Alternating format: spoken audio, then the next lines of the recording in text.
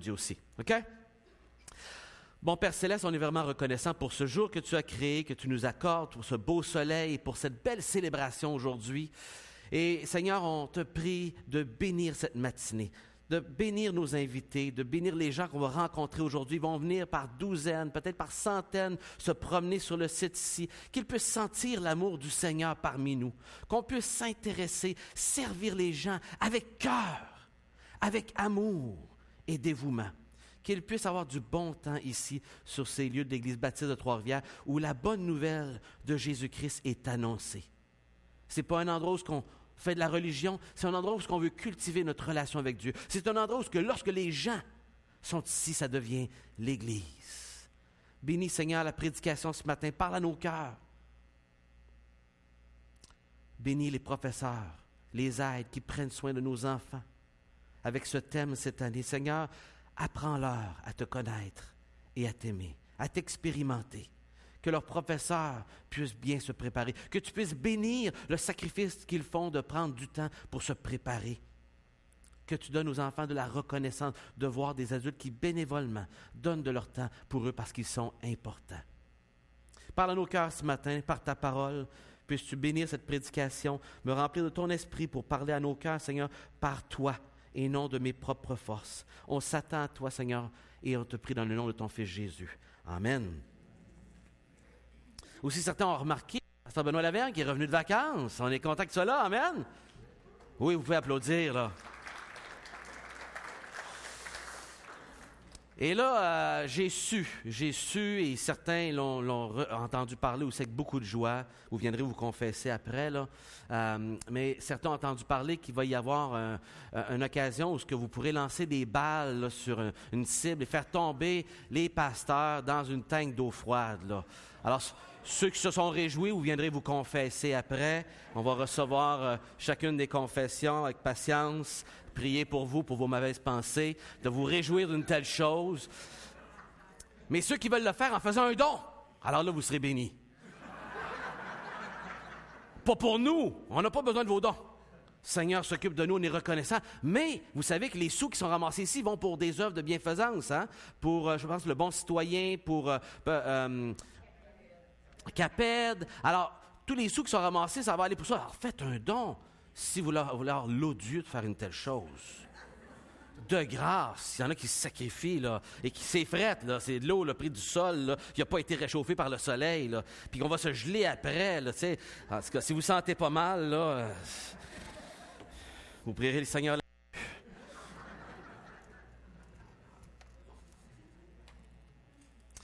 Pour vous qui êtes ici ce matin pour la première fois, qui vous visitez, vous dites, c'est-tu comme ça tous les dimanches matins? Non, c'est pas comme ça tous les dimanches. C'est un dimanche spécial. Et c'est notre dimanche de fête foraine où on lance l'école le dimanche, où on veut un bon contact avec les citoyens autour, où on va avoir du plaisir dehors avec les enfants. Et vraiment bien lancer l'année, c'est une occasion spéciale. Et donc, c'est pour ça qu'on a autant de petites attentions particulières ce matin. Mais en même temps, se réunir pour entendre la parole de Dieu, se réunir pour s'encourager, se réunir pour louer le Seigneur ensemble, se réunir en toute liberté, dans un lieu qu'on peut même réserver pour l'Église publiquement, c'est un privilège. On est d'accord?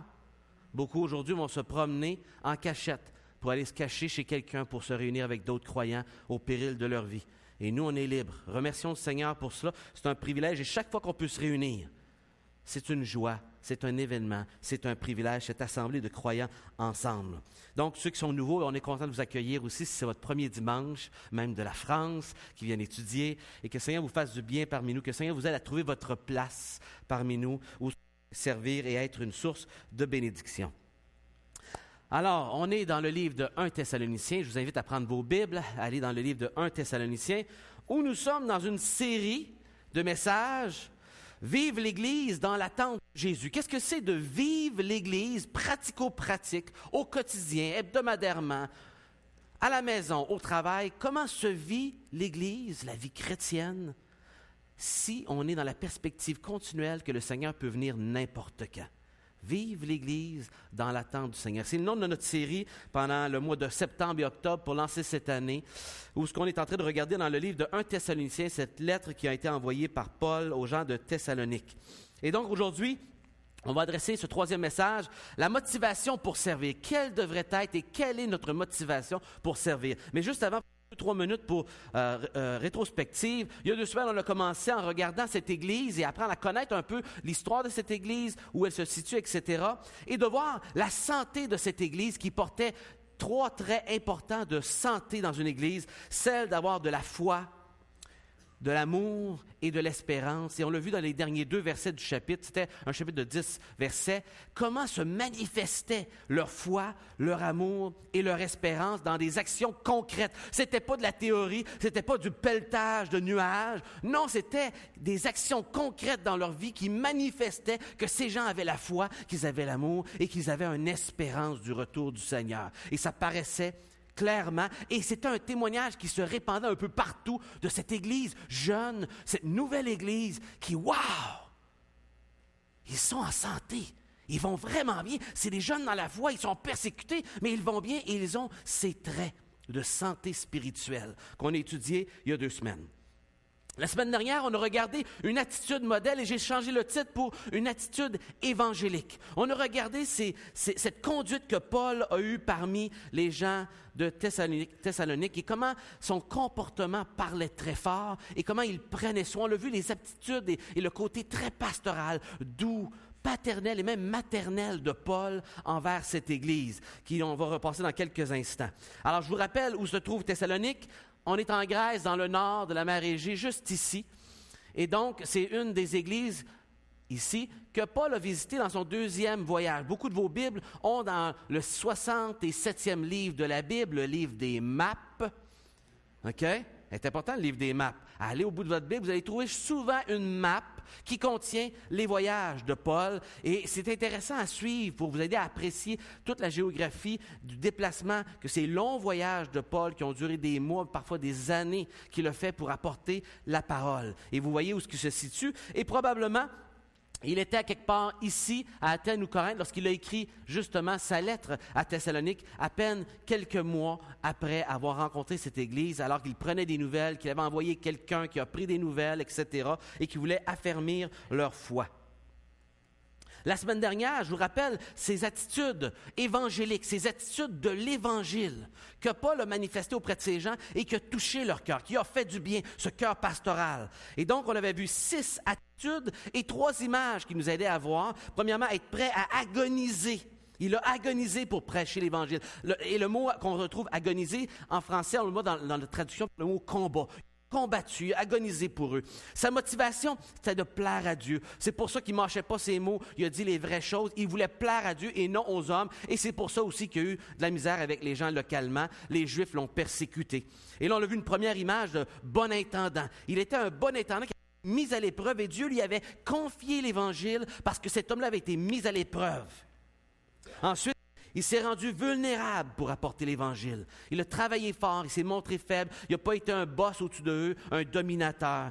On dit qu'il a travaillé à la sueur de son front pour ne pas être un fardeau. Il était sensible à eux. Il avait des droits. Il ne prenait pas les droits sur lui, sur ces gens-là. Je suis un apôtre, prenez soin de moi. Je ne devrais pas faire des tentes. Non, il faisait des tentes pour ne pas être un fardeau pour eux parce que l'Évangile était au centre de ce qu'il voulait apporter. Et là, il a montré son attention, sa douceur comme une mère.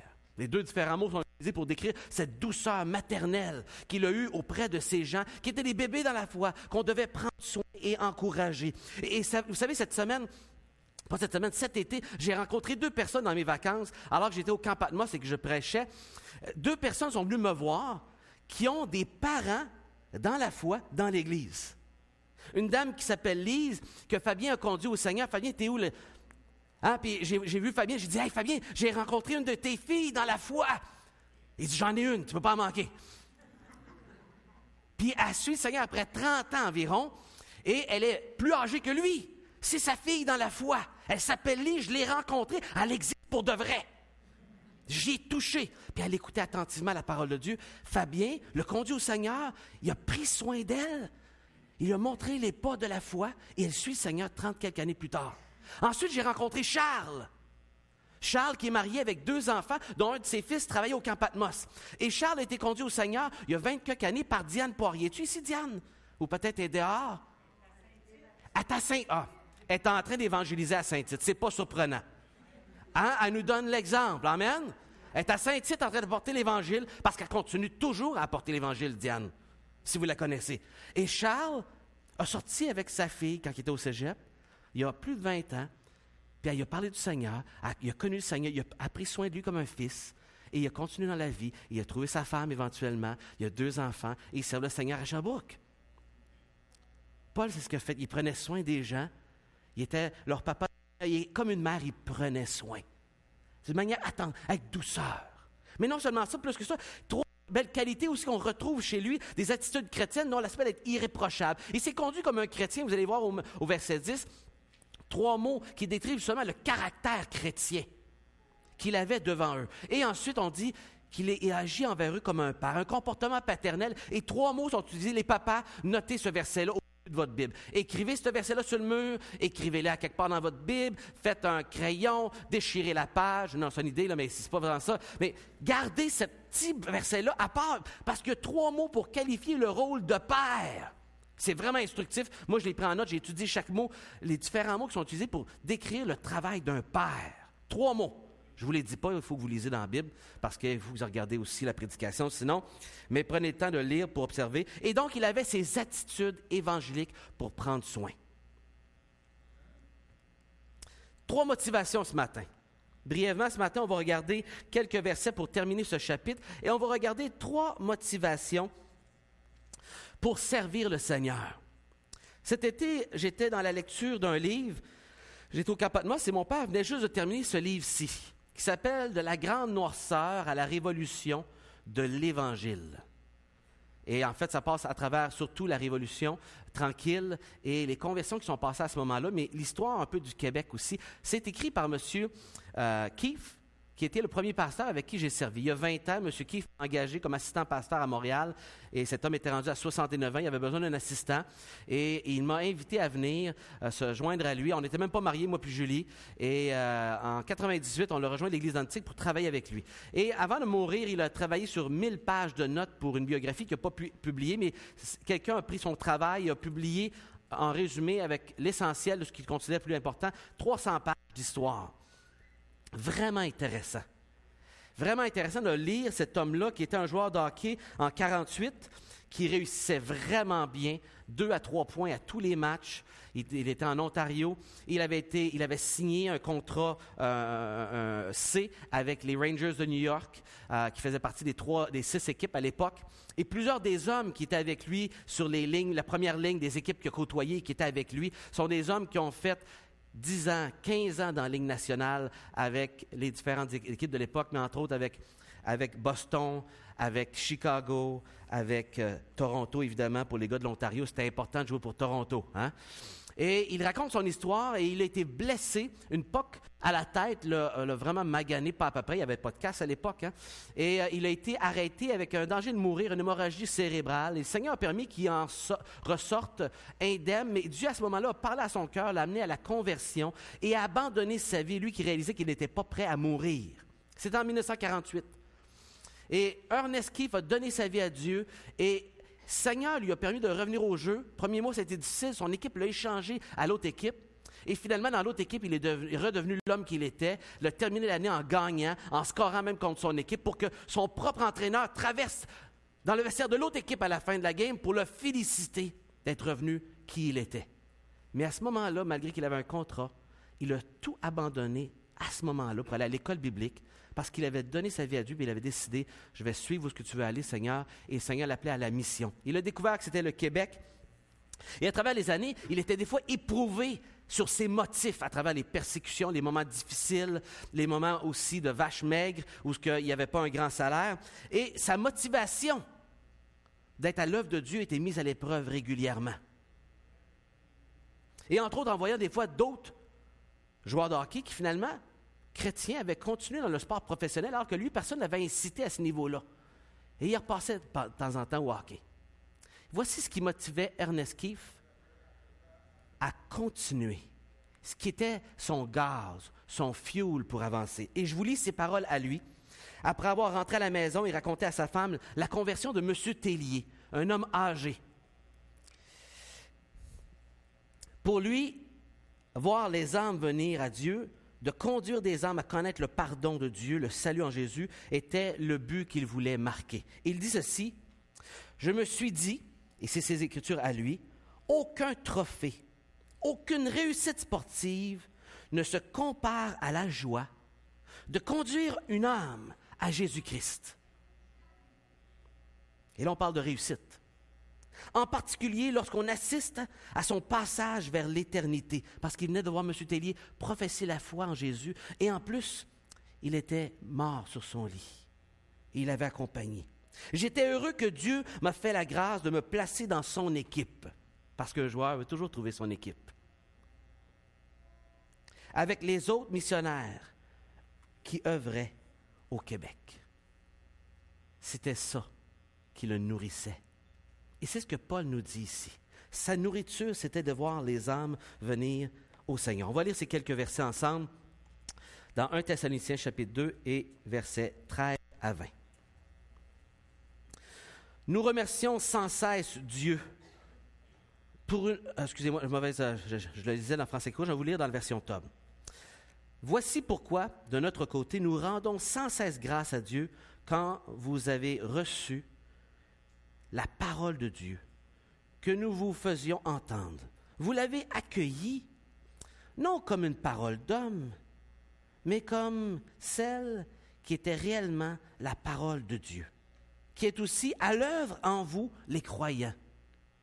En effet, frères, vous avez imité les églises de Dieu qui sont en Judée, dans le Christ Jésus, puisque vous avez souffert de vos propres compatriotes, les Juifs, ce qu'elles ont souffert de la part des Juifs, eux qui ont tué le Seigneur Jésus. Et les prophètes, ils nous ont aussi persécutés, ils ne plaisent pas à Dieu et sont ennemis de tous les hommes. Ils nous empêchent de prêcher aux païens pour les sauver et mettent ainsi en tout temps le comble à leurs péchés.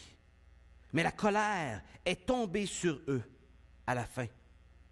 Pour nous, frères, séparés de vous pour un temps, loin des yeux, mais non du cœur, nous avons redoublé d'efforts pour aller vous voir, car nous en avons un vif désir. C'est pourquoi nous avons voulu nous rendre chez vous, moi-même, Paul, à plusieurs reprises, et Satan nous en a empêchés. En effet, quelle est notre espérance, notre joie, l'orgueil ou notre fierté qui sera notre couronne en présence de notre Seigneur lors de sa venue, sinon vous? Oui, c'est vous qui êtes notre gloire et notre joie. Notre notre gloire et notre joie. Trois observations, ce matin, trois motivations qu'on retrouve dans ces quelques versets. Et avant de commencer les trois motivations, je veux juste faire une note sur le verset 13 qui est fort instructif. Regardez bien leur réception de la parole. Ils avaient dit au chapitre 1, verset 6, qu'ils avaient accueilli la parole de Dieu, qu'ils l'avaient reçue. Et ici, il décrit en trois termes. Il parle du fait qu'ils ont reçu la parole de Dieu. Ensuite, ils l'ont accueillie, ils se l'ont appropriée. Reconnaissant que ce n'était pas une parole des hommes, mais une parole de Dieu. Ils ont su reconnaître, au-delà de l'homme imparfait devant eux, que la parole qu'il apportait, non seulement ils devaient l'accueillir comme une parole d'homme, mais que celle-ci venait de Dieu pour eux. Et ils l'ont accueillie, comme on accueille quelqu'un qui vient à la maison pour bien le recevoir. Ils ont accueilli la parole de Dieu, et la dernière partie du verset nous dit que ça agit dans leur vie. Ils ont appliqué la parole de Dieu dans leur vie. Et c'est vraiment une marque particulière de montrer ils ont apprécié ce qu'ils ont reçu, ils se l'ont approprié et ils ont su appliquer la parole de Dieu. Preuve qu'il y avait vraiment la vie chez ces nouveaux croyants. Parce que lorsque la parole entre, mais qu'il n'y a pas d'application de la parole, qu'il n'y a pas de fruit, on peut se poser la question légitime s'il y a de la vie. Ces gens avaient reçu la parole et ils l'appliquaient dans leur quotidien. Il dit, elle agit, dans la fin du verset. Elle agit. Et voilà comment la parole doit être en nous, la parole de Dieu. On lit dans Jacques, chapitre 1, verset 21, une expression qui ressemble, le même mot qui dit, vous avez recevez avec douceur la parole qui a été plantée en vous et qui peut sauver vos âmes. Recevez-la parce qu'elle peut sauver vos âmes. Et ce qui les démarquait, c'est cet aspect de recevoir la parole de Dieu. Maintenant, la première motivation, on le retrouve vers la fin de ces quelques versets lorsqu'il parle que ces gens faisaient obstacle à Paul pour que la parole de Dieu se rende jusqu'à eux et qu'ils soient sauvés. Et si vous regardez les versets qui sont devant nous, on remarque une chose, cette Église était devenue à l'image des églises de la Judée parce qu'elle vivait de la souffrance. Maintenant, la souffrance n'est pas populaire, ce n'est pas quelque chose qu'on recherche, mais si on décide de croire et de placer notre foi dans le Christ, le Seigneur Jésus, celui en qui on place notre foi a souffert. Et c'est justement dans les évangiles qu'on retrouve le mot « souffrir » en rapport avec Christ le plus souvent utilisé. Ce mot qui en grec est parenté et duquel vient le mot « Pâques » en grec, c'est-à-dire lié à la souffrance. La Pâque, c'est la souffrance du Christ, le nouveau sens qu'on retrouve dans le Nouveau Testament de celle qu'on retrouve dans l'Ancien Testament. Le Seigneur Jésus a souffert. Et donc, si on est des imitateurs des premiers croyants, inévitablement, une des marques d'être un croyant, c'est qu'il y aura de la souffrance. Il y aura de la souffrance parce que celui en qui on a placé notre foi a souffert pour nous. Cette vie, depuis Genèse chapitre 3, où l'être humain a péché, a des conséquences à cause du péché. Il y a de la souffrance. Et c'est par cette souffrance que le Seigneur nous invite à lui. Et la Bible nous dit que cette souffrance est un signe d'authentification de qui Christ était. Le fait qu'il a souffert prouvait aussi son identité. Et prouvait donc l'identité de ceux qui croient en lui. Ils souffrent aussi avec lui, pour son nom, en son nom.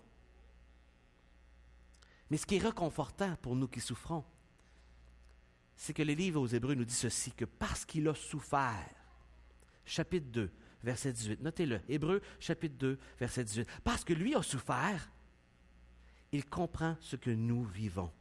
Et donc, on peut le prier et lui demander son aide parce qu'il nous comprend.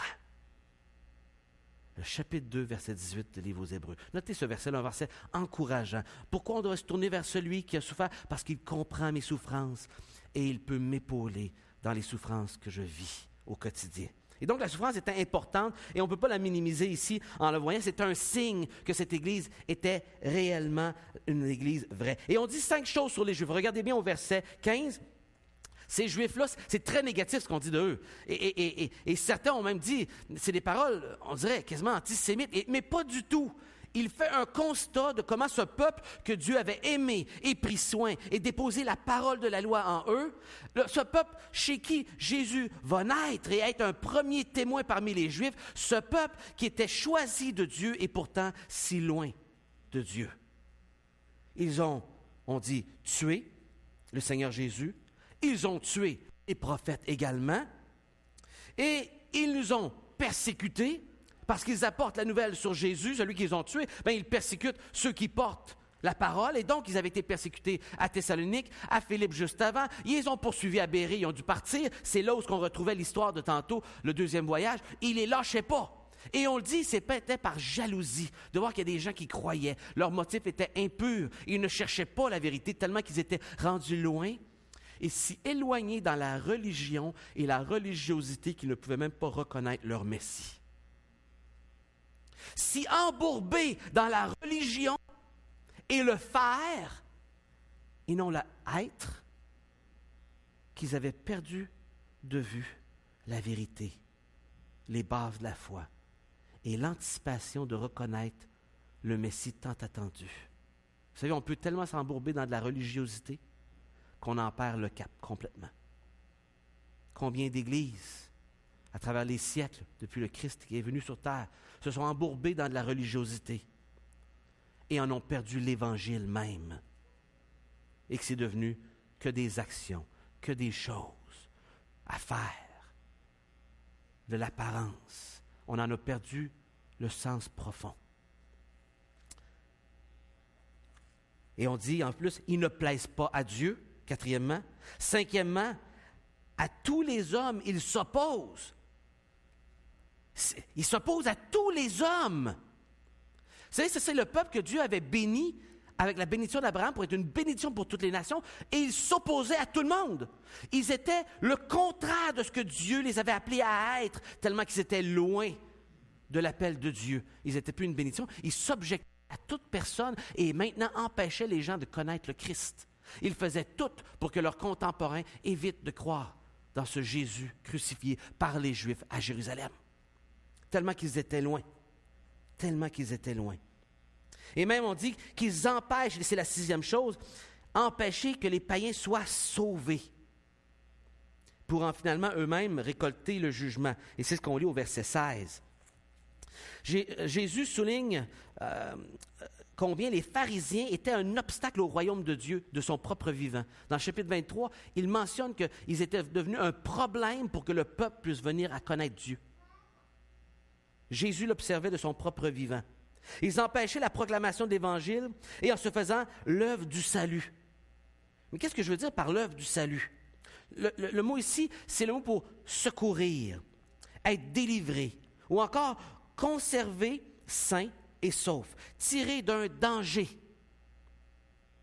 C'est devenu un terme courant dans le vocabulaire chrétien de l'époque pour désigner le salut d'une façon globale et qui exprime le but fondamental de la prédication de l'Évangile, c'est-à-dire faire connaître à la personne le danger qui est devant elle et lui donner la bonne nouvelle qui lui évite de tomber dans ce danger. Quel était ce danger? Mais celui de savoir que nous sommes pécheurs et que notre péché apporte le jugement de Dieu sur nos vies. Et que le seul moyen d'éviter le jugement éternel pour notre péché devant Dieu, c'est d'accepter cette bonne nouvelle qui nous dit que Jésus est mort pour nos péchés, qu'on ne le méritait pas, qu'il n'y avait rien qu'on pouvait faire de religieux qui mériterait ce pardon, mais que Jésus, lui, étant parfait sans péché, pouvait mourir à notre place, prendre notre jugement, et qu'en croyant en lui, on peut être évité de ce jugement-là par cette bonne nouvelle. Et que celui qui croit finalement et qui a vraiment compris qu'il a été délivré de son jugement, il avait perdu la vie avant. Là, il l'a reçu. Pourquoi? Pour vivre avec Christ maintenant. Pour vivre à la suite de Christ. C'était ça, cette bonne nouvelle. C'est ça, être sauvé. Et ces gens s'objectaient de tous les moyens possibles parce que les gens, les païens ici, les gens non-juifs, c'est sale de pas juifs. C'est nous autres, ça. C'est sale. C'était comme ça. C'est méprisable qu'ils ne font pas partie du peuple choisi. Nous, on fait partie du peuple choisi. On est choisi de Dieu. Vous, non. C'était le mépris total. Et ils ont oublié que dans le message de leur rôle, c'était de bénir toutes les nations. Et que toutes les nations étaient dans le cœur de Dieu. Mais qu'un peuple avait été choisi pour être les émissaires, pour être les ambassadeurs. Mais ils avaient tout perdu le cap. Et maintenant, ils étaient le contraire, à empêcher ces gens de venir au salut. Et c'est ce qui motivait Paul, voyez ici. En lisant ces versets-là, on voit ce qui motive Paul, que les gens viennent au salut, puis qu'ils puissent être sauvés et connaissent le privilège d'être pardonnés de Dieu, d'avoir une destinée éternelle. Et remarquez le jugement dans la dernière phrase, qui dit que le jugement, ils l'ont amené à leur comble. C'est-à-dire qu'en faisant ça, déjà qu'ils étaient jugés par Dieu pour tout le rejet qu'ils avaient fait, ils se mettaient à leur comble en plus d'empêcher l'Évangile. Et il en parle d'une manière comme si le jugement est déjà là, même s'ils ne l'ont pas encore tout goûté. C'est-à-dire que c'est un jugement qui est imminent. Il est là, mais ils n'ont pas encore goûté. Mais ils avaient déjà en goûté en partie. Les Juifs vivaient des choses terribles en Israël. Et déjà, on dit que, par exemple, il y avait une famine sans précédent en 45 à 47 à Jérusalem. Et on en parle plus tard. Et là, ici, on est en 49-50 après Jésus-Christ. Il y a le massacre brutal des Juifs au temple à Pâques de l'an 49. Juste à cette époque-là, quelques mois peut-être avant cette lettre que Flavius Joseph nous décrit. Et on peut parler aussi de l'expulsion de Rome des Juifs que les Actes des Apôtres nous parlent, où que Priscille et Aquila ont dû partir et aller à Éphèse, etc. Ça s'est passé justement à cette même époque-là aussi. Les Juifs vivaient déjà un jugement et ils vont continuer à le faire jusqu'à temps qu'ils perdent même Jérusalem, qu'ils perdent même les derniers survivants sur le mont Massada, qui vont aller se réfugier là et être vraiment massacrés par les Romains. Il dit le jugement, il est là. Qui ait goûté ou pas, il est là. Ils l'ont sur eux, puis ils s'amassent des charbons ardents sur leur tête. Il est en train de dire que ces gens-là ont payé. les gens qui nous font le mal gratuitement pour empêcher ce que Dieu veut, ils vont payer. Ce n'est pas à nous de faire payer, ce n'est pas à nous de porter ça sur nos épaules. Ceux qui empêchent cette motivation que les gens puissent être sauvés, qui était sur le cœur de Paul, cette motivation, le Seigneur va s'occuper de ceux qui empêchent cela. Deuxième motivation, l'amour pour les nouveaux. Remarquez bien, il leur parle de manière attentionnée au verset 17. Il dit, frères, séparés de vous pour un temps, comme une mère qui est séparée, qui s'en va en voyage, comme un père qui s'en va, puis ça ne sera pas long, là, une semaine. Julie et moi, on s'en va pour célébrer, pour une semaine, dans une semaine de maintenant, on va partir une semaine de vacances qu'on avait gardée pour la fin de l'année, parce qu'on célèbre le mois prochain notre 20e anniversaire de mariage. C'est sûrement ma femme que vous étiez en train de féliciter, hein? Et on va partir une semaine. Puis là, on dit aux enfants, ça sera pas long, on est parti pour un temps. On veut les rassurer. Et ils parlent comme ça, comme un parent qui s'en va. Il dit, on était séparés de vous pour un temps. Vous voyez encore son attention paternelle, maternelle. Et il dit, l'eau des yeux, mais non du cœur, comme on dirait à nos enfants. Nous avons redoublé d'efforts, on a essayé pour aller vous voir, mais nous avons eu un vif désir, c'était là, on voulait vraiment tout faire pour venir vous voir. C'est pourquoi nous avons voulu vous rendre chez vous à plusieurs occasions, mais Satan s'y objectait. Satan a mis des embuscades, nous a empêchés, a mis des barrages sur la route. Et voyez, c'était tellement important le désir qu'il avait pour ses disciples qu'il ne voulait pas être séparé d'eux. Il savait la fragilité d'un disciple. Il les aimait. Il avait un cœur tendre pour eux. Il savait comment il était facile à être influencé de mauvais bord. Comme on sait que nos enfants, on sait que n'importe quels amis, on ne veut pas les laisser seuls. On veut les protéger. Paul avait un soin pour les nouveaux croyants. Il voulait en prendre soin, les protéger et il voulait aller les voir. Mais là, tout était empêché pour y aller. Vous savez pourquoi? Satan ne voulait pas que Paul aille voir ces nouveaux croyants qui avaient besoin d'enseignement. Mais en même temps, Dieu n'avait pas besoin de Paul. Il pouvait utiliser tout autre moyen pour prendre soin de ces gens-là. Et je vous lis une réflexion ici intéressante. Le Seigneur peut prendre n'importe quelle œuvre, satanique ou humaine, et la faire concourir à ses desseins et sa gloire. Par exemple, l'opposition de Satan à l'œuvre de Paul a eu beaucoup d'avantages pour les chrétiens. C'est quoi l'avantage? Que Paul n'a pas pu se rendre. Étant donné que l'apôtre ne pouvait pas adresser les Thessaloniciens en personne, il leur a écrit une lettre. Et cette portion de la Bible a été une source de riches bénédictions et de consolation pour les croyants de tous les siècles. Vous voyez? Dieu aura trouvé un autre moyen pour prendre soin par un autre des ouvriers, mais pas Paul. Paul est empêché, mais Dieu allait utiliser ça pour qu'une lettre soit écrite et que cette lettre soit lue. Et une source d'enseignement encore 2000 ans plus tard. Merci Seigneur.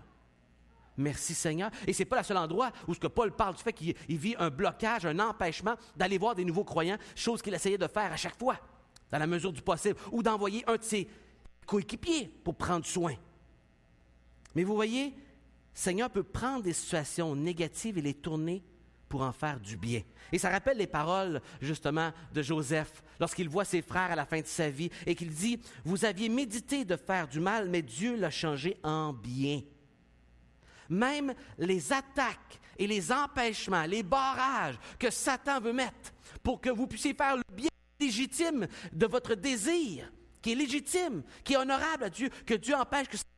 Dieu peut tourner ça pour en faire une bonne chose. Et quelle consolation de savoir que Dieu n'arrive sans la volonté que rien n'arrive sans la volonté de notre Père céleste. Il est rempli de sagesse. Il connaît tout. Il est tout-puissant. Et sous le contrôle de Dieu, le mal peut concourir à l'accomplissement des desseins bienveillants de Dieu envers nous. Dieu peut tirer d'une pluie de bénédiction d'une tempête d'adversité et tourner ça tout en envers. C'est ce que Dieu va faire ici. Dieu va trouver un autre moyen pour prendre soin d'eux. Mais ce désir que Paul avait de prendre soin, On le voit ici, on le ressent, son désir d'aller les voir. Et donc, sa motivation première, le salut de ces gens. Deuxième motivation qu'on peut voir, son amour pour les nouveaux disciples. Et peut-être certains d'entre vous, avant de passer au dernier point, la semaine passée, je vous ai parlé justement d'avoir à cœur les nouveaux croyants. Et certains sont restés peut-être sur leur faim en disant, mais OK, mais là, tu nous encourages à ça, Joël, mais qu'est-ce qu'on fait? Et je vous ai déjà donné une première action, première chose à faire. C'était quoi? Merci, Mélanie. Les autres étaient gênés de le dire. Faites rien. Si Dieu a touché votre cœur, là, priez. Priez. C'est là que la vie chrétienne commence. Dieu ne nous appelle pas à faire. Il nous appelle premièrement à lui parler, à être en relation avec lui, puis de ma relation avec lui, qu'il puisse me montrer quoi faire après.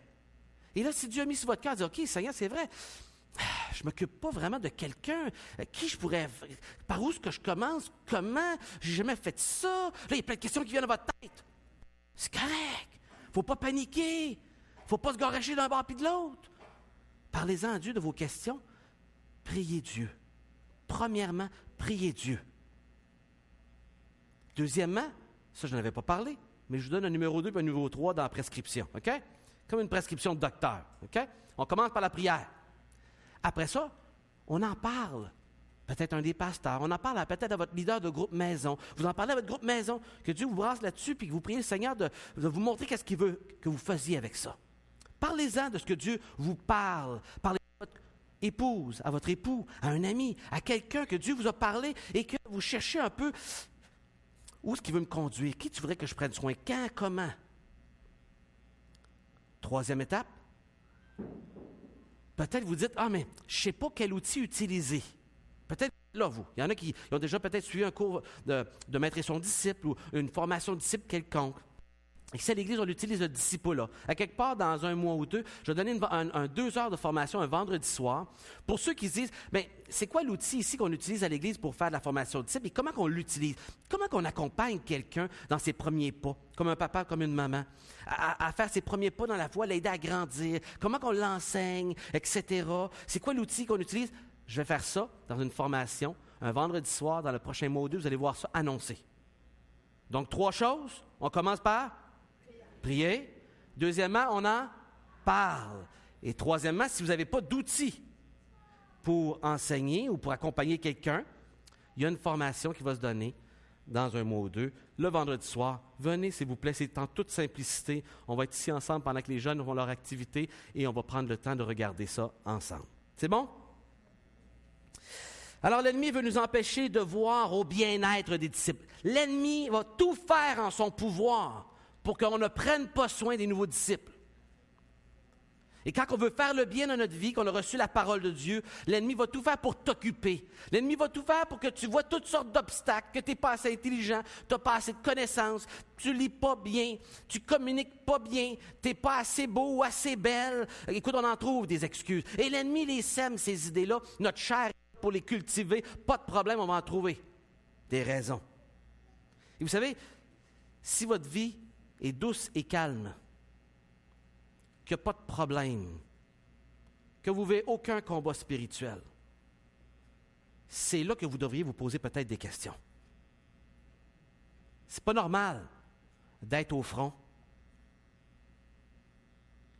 que les balles sifflent de chaque côté, qu'il y a des gens qui tombent, qui meurent, qu'il y a des bombes qui explosent, que ça crie d'un bord puis de l'autre, puis d'être...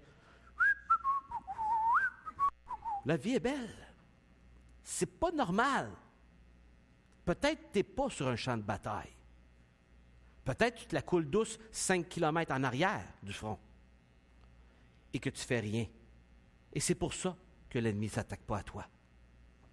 Je ne suis pas en train de dire que c'est un automatisme. Je suis en train de dire qu'il faut se poser des questions parce que lorsqu'on est au front, qu'on est dans la bataille, on se rend compte qu'on est souvent à genoux parce qu'on ne sait plus quoi faire. C'est pas normal, vie toute belle et facile sans combat, spirituellement parlant, moralement parlant. Si on est devenu un enfant de Dieu et qu'on est appelé comme Paul à amener les âmes à Dieu, à prendre soin des autres. Et quand on amène des âmes à Dieu et qu'on prend soin des autres, je peux vous garantir une chose, vous allez vivre de la misère et vous allez souffrir. Parce que être parent, c'est exactement ça. Prendre soin des enfants, se sacrifier pour eux, les élever. Une chose est garantie, vous allez travailler fort et vous allez souffrir. Parce que élever un enfant et en prendre soin, c'est un combat de tous les jours, une attention exigeante pour l'amener à la vie adulte, mature, spirituelle. Et de faire ça dans le monde spirituel envers un nouveau croyant, c'est un combat et c'est normal qu'on soit attaqué. Si tu vis aucune attaque, il y a peut-être des questions à se poser. Je ne suis pas en train de dire que c'est un automatisme. Il faut se poser la question. Est-ce que c'est parce que je suis tellement loin du front que je dérange personne? Et que l'ennemi se balance parce que je suis déjà tellement distrait et occupé que je ne suis pas une menace pour la priorité. Troisième motivation et dernière, mon salaire dans l'éternité. Et regardez bien comment il en parle. Au verset 19, en effet, quelle est notre espérance, notre joie, l'orgueil même, ou notre fierté, qui sera notre couronne. Il parle ici qu'il y a dans la Bible du Nouveau Testament, il parle de des couronnes qu'on va recevoir un jour. Pour ceux qui ont été persévérants, pour ceux qui ont passé à travers les épreuves, pour différentes choses, il y a des couronnes qui nous ont parlé dans le Nouveau Testament. Et c'est les couronnes de ceux qui remportaient une course dans les Olympiques. Et c'est intéressant, dans l'Apocalypse, on voit les croyants qui ont reçu ces couronnes, et on voit ces gens qui prennent leur couronne dans le chapitre 4, verset 4 d'Apocalypse, et qui déposent leur couronne aux pieds du Seigneur Jésus sur le trône. Ce qui est en train de dire, c'est que les couronnes qu'on va recevoir de notre vie chrétienne sont des choses qu'on aura acquéries par le fait que Christ a vécu en nous, parce que ça a été fait par Dieu qui change mon cœur. Et ces couronnes qu'on va recevoir vont nous donner l'opportunité d'aller les déposer, pas pour se pavaner devant le Seigneur, non, pour venir déposer ces couronnes qu'on aura acquises, parce que c'est le Seigneur qui l'a fait en nous et qu'on va lui redonner les couronnes à lui, parce qu'à lui va revenir toute la gloire de ce qui a été fait dans ma vie, parce que c'est lui qui l'a fait. Vous comprenez? Et ces couronnes-là sont une source de motivation pour dire que Dieu va récompenser les sacrifices, que Dieu voit, que Dieu est avec moi. Et lorsque c'est fait avec le cœur de foi, que les sacrifices sont faits par ceux qui appartiennent à Christ, le Seigneur voit ça et il va récompenser. Mais ces récompenses-là ne seront pas pour notre orgueil, vont être pour la gloire de Dieu, pour le vanter, lui, ce qu'il a fait dans ma vie, ce que lui aura accompli. Vous savez, on passe beaucoup de temps à planifier une bonne carrière, à avoir un bon salaire, à planifier toutes sortes de choses autour de nous.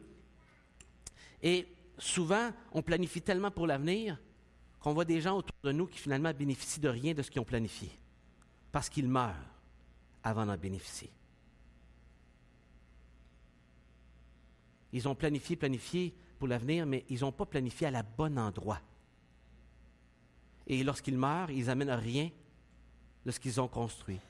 À moins que ce qu'ils ont construit était dans les âmes qu'ils ont pris soin. Les âmes qu'ils ont nourries de la parole de Dieu et qu'ils peuvent amener ces âmes avec eux au ciel. Voilà notre réel REER céleste. Les gens qu'on prend soin et qu'on peut influencer pour l'Évangile, leur permettre de connaître Jésus et donc de pouvoir partager l'éternité ensemble pour l'éternité. Tu as bien beau avoir payé ton hypothèque super rapidement. Tu as bien beau avoir voyagé partout dans le monde et avoir été un aventurier puis fait des choses extraordinaires.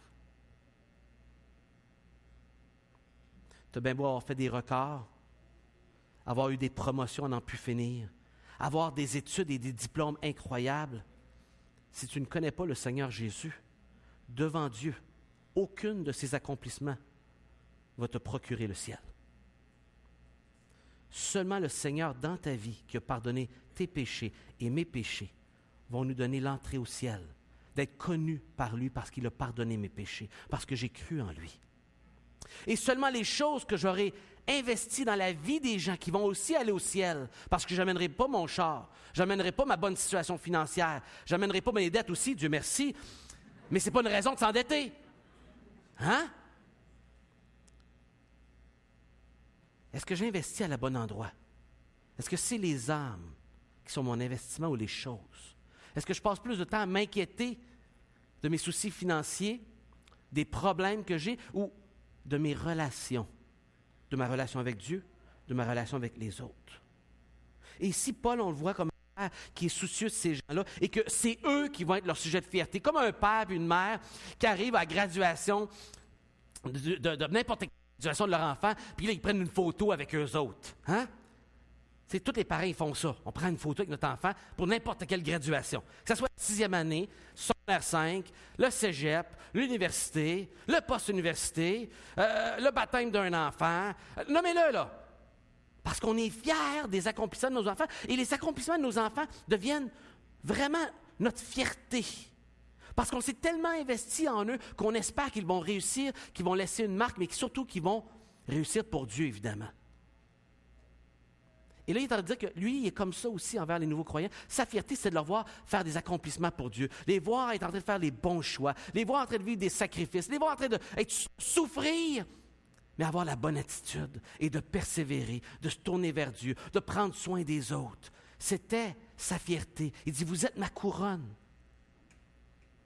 Et la troisième motivation, c'est les yeux sur mon salaire dans l'éternité. Et ne pas être distrait par le salaire ici-bas qui peut si facilement nous emporter. Un missionnaire, un jour, à qui on a posé la question, qui avait un maigre salaire, qui avait vécu beaucoup de difficultés, a dit « Qu'est-ce qui te motive de continuer? » Il a sorti de sa poche une petite lettre. Et voici ce que la lettre disait. « Si ce n'était de vous, je ne connaîtrais pas le Seigneur Jésus comme mon sauveur. Chaque matin, je m'agenouille pour prier. Je remercie Dieu pour ce que vous avez fait pour moi. » Cette lettre-là d'un homme, ça c'était son REER céleste. Il avait gardé son papier de son REER. Le témoignage d'un homme qui avait conduit au Seigneur, qui était reconnaissant pour toujours de pouvoir connaître l'éternité avec Dieu. C'était sa motivation. « Voilà mon salaire », il lui dit, en s'exclamant au serviteur consacré qui lui demandait cette question.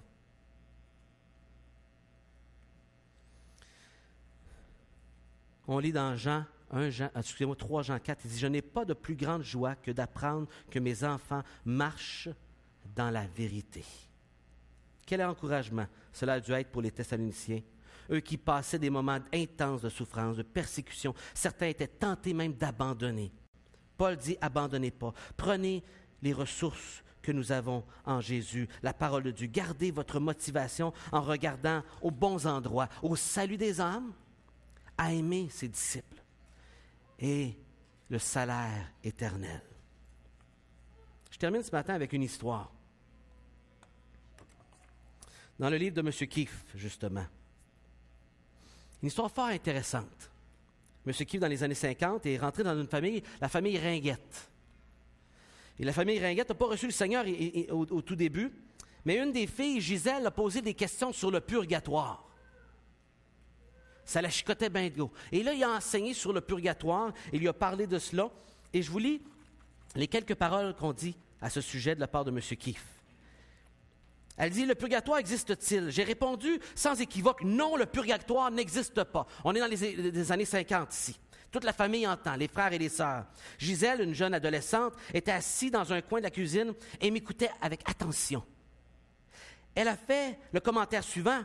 « Ça me fait très peur si le purgatoire n'existe pas. » Je lui ai demandé ce qui l'inquiétait, et voici sa réponse. « Je ne crois pas être assez méchante pour aller en enfer, mais je ne suis pas assez bonne pour aller au ciel. » Fait que donc, le purgatoire était utile pour la purger, vous comprenez? Si le purgatoire n'existe pas, que va-t-il m'arriver? Hey, cette petite adolescente-là n'était pas bête, hein? Et Gisèle lui a permis d'expliquer.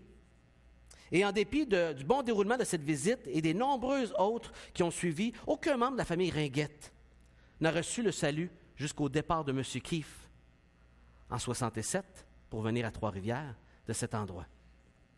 15 années plus tard, j'ai été invité à prêcher à Asbestos et il y avait une femme qui chantait en avant. Et là, il se tourne vers Betty, sa femme, et il dit « Tu la reconnais-tu? Tu la reconnais-tu? » Non? Il dit « C'est la petite Gisèle! C'est la petite Gisèle Ringuette! » Et là, on est dans les années 70, qui est en train de chanter le Seigneur, parce que finalement, la famille était venue au Seigneur non seulement Gisèle, mais toute la famille Ringuette.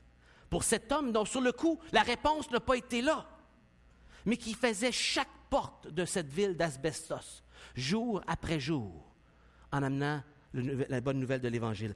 À l'exception d'un à qui il n'avait jamais présenté l'Évangile. Excusez-moi, il avait présenté l'Évangile à plusieurs fois, mais qui ne s'était pas converti.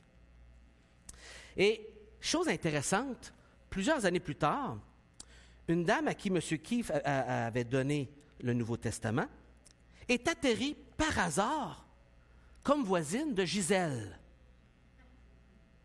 M. Keefe avait donné un Nouveau Testament à cette femme et ce mari, et 40 ans plus tard, cette femme déménage à côté de cette femme chrétienne qui s'appelle Gisèle Ringuette. Gisèle vient visiter ici de temps en temps. Gisèle m'écoute ce matin.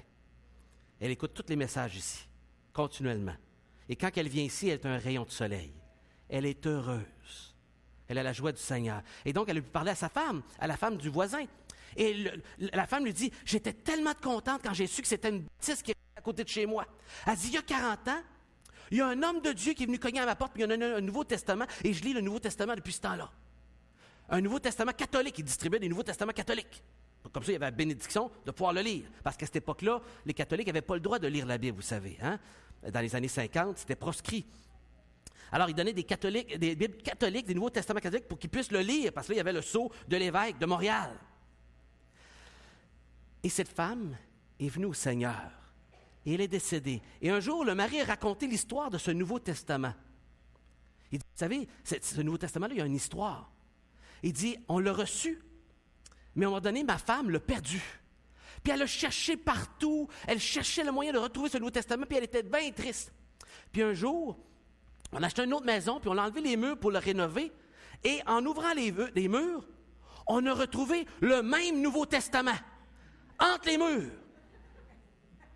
La même copie catholique, mais ça devait être un autre, évidemment, mais identique, que quelqu'un dans la construction de cette maison-là avait soit par accident oublié là, fermé les murs, puis lui, il l'aurait découvert des années plus tard, comme une réponse de Dieu pour continuer à lire le Nouveau Testament jusqu'à temps qu'elle rencontre Gisèle, sa voisine chrétienne, la petite adolescente que M. Keefe avait rencontrée des années auparavant, et qui, voilà, était utilisée de Dieu, et que Dieu préserve sa parole d'une façon miraculeuse pour que cette femme puisse continuer à lire la parole de Dieu. Et finalement, elle a compris lorsque je lui ai expliqué, elle a accepté le Seigneur, et elle est décédée peu de temps après du cancer, dans la même année.